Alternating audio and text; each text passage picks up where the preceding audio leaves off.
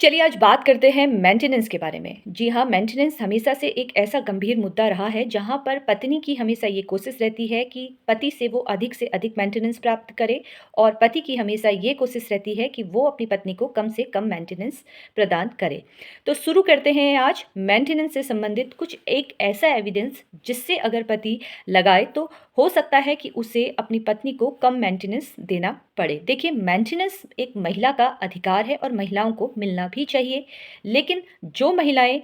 झूठा आरोप लगाती है, बिना किसी कारण अपने घर से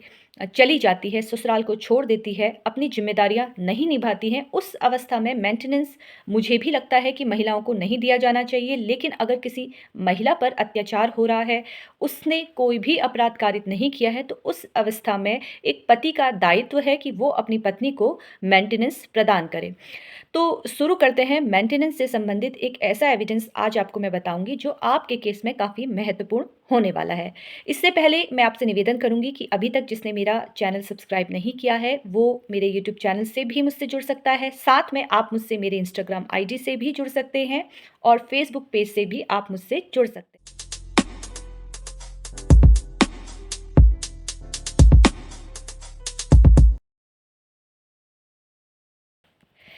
चलिए शुरू करते हैं कि मेंटेनेंस केस में ऐसा मुख्य एविडेंस क्या है जिसे लगाने से आपके केस में काफ़ी परिवर्तन हो जाए। देखिए, अगर आपका केस न्यायालय में चल रहा है और मेंटेनेंस में अभी कोई जजमेंट नहीं आई है, कोई निर्णय नहीं आया है, तो वहाँ पर आप इस एविडेंस को लगाकर अपना मेंटेनेंस काफ़ी कम करवा सकते हैं।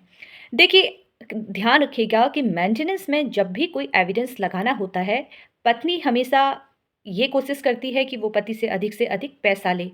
और वहाँ पर पत्नी को मेंटेनेंस दिया भी जाता है। लेकिन जो एविडेंस जुटाने का भार है यहाँ पर पति पर है। पति के पास अगर एक ऐसा एविडेंस है जो पत्नी के खिलाफ लगा दे तो वहाँ पर वो मेंटेनेंस की राशि कम करवा सकता है।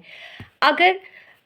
कहीं पर भी आपके पास कोई एविडेंस आता है मेंटेनेंस से संबंधित तो वहाँ पर आपको उसकी फ़ोटोकॉपी नहीं लगानी है, आपको ओरिजिनल डॉक्यूमेंट ही वहाँ पर सबमिट करने हैं। जैसे कि अगर पत्नी कमाती है, आपको पता है कि आपकी पत्नी के पास सोर्स ऑफ इनकम है, वो जॉब करती है और ये बात उसने न्यायालय में नहीं बताई है, तो ऐसी अवस्था में आपको आरटीआई के ज़रिए उनकी इनकम निकालनी है और वो पेपर आपको कोर्ट में सबमिट करना है। देखिए, आपको आपकी पत्नी के बारे में पूरी जानकारी होनी चाहिए। अगर पत्नी घर छोड़कर चली जाती है, अलग रह रही है, मायके में रह रही है या कहीं और शहर में रह रही है, तो आपको ये जानकारी होनी चाहिए कि क्या वो पैसा कमाती है, क्या वो कहीं जॉब करती है। अगर वो जॉब कर रही है, तो आप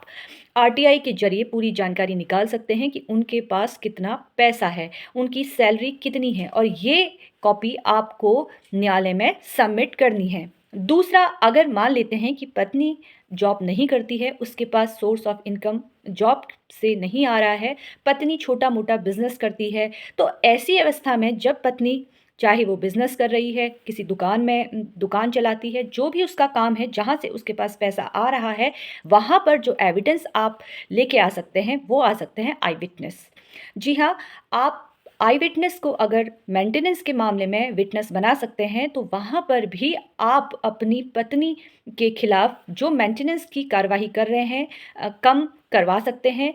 टोटल मिलाकर बात करें कि अगर पत्नी के पास कहीं से भी सोर्स ऑफ इनकम आ रही है, तो वहाँ पर अगर वो जॉब करती है, तो आप आरटीआई के ज़रिए उनकी डिटेल निकाल सकते हैं और उसको आप न्यायालय में प्रस्तुत कर सकते हैं। देखिए, महिलाओं की ओर से और पुरुष की ओर से जब भी मेंटेनेंस का मामला कोर्ट में चलता है, तो उनको एक एफ़िडेविट देना पड़ता है, उनको आय प्रमाण पत्र देना पड़ता है। अगर पत्नी के द्वारा आय प्रमाण पत्र झूठा वहाँ पर सबमिट किया जाता है, तो ऐसी अवस्था में आप आरटीआई के ज़रिए सही जानकारी आप न्यायालय के समक्ष रख सकते हैं। अगर मान लेते हैं कि पत्नी ने जैसे ही पता चलता है कि उसका केस मेंटेनेंस का चल रहा है, अब उस अवस्था में वो तुरंत जॉब छोड़ देती है और आपको अब नहीं मालूम कि वो कहाँ अब जॉब कर रही है, आपको किसी भी प्रकार से कोई भी जानकारी नहीं है, तो अब ऐसी अवस्था में आप क्या कर सकते हैं? ऐसी अवस्था में आप जहाँ वो पहले काम करती थी, वहाँ से आप उतने साल की आरटीआई से जानकारी ले सकते हैं कि उसके पास कितना पैसा अभी है और उसके पास कितना पैसा आता था। तो उस माध्यम से आप ये कोर्ट में साबित कर सकते हैं कि महिला के पास इतना पैसा है,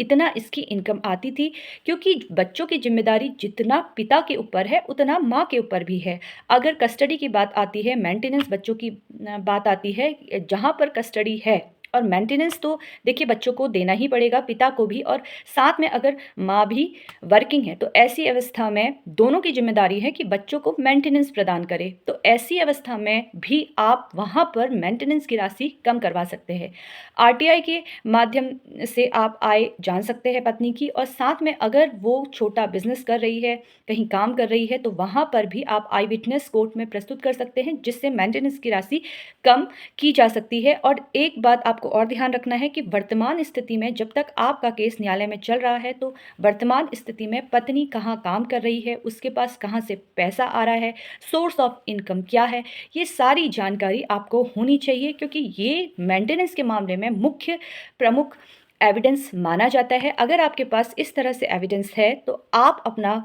जो मेंटेनेंस की राशि है काफ़ी हद तक कम करवा सकते हैं। लेकिन ये ज़रूर है कि अगर महिला के साथ अत्याचार हुआ है, तो उस अवस्था में